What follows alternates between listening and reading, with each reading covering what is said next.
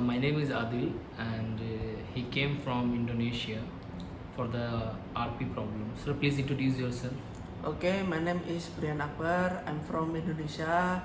I'm going to here to with my uncle to doing treatment, stem cell treatment in India.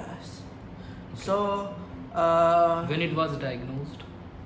okay, my uncle diagnosed at 20 years old, and he was blind, can't see anything, and he's panic, and then he don't know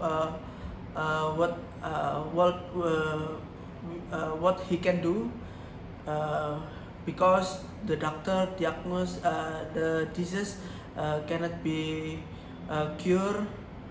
So he searched any treatment in the world, and we find stem cell care India, and we are going to India.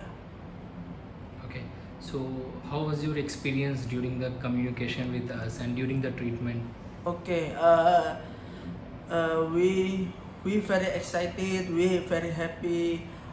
We can doing treatment in stem cell care India, because the stem cell care India is professional their in their jobs, in the specialist for stem cell. Thank you, sir.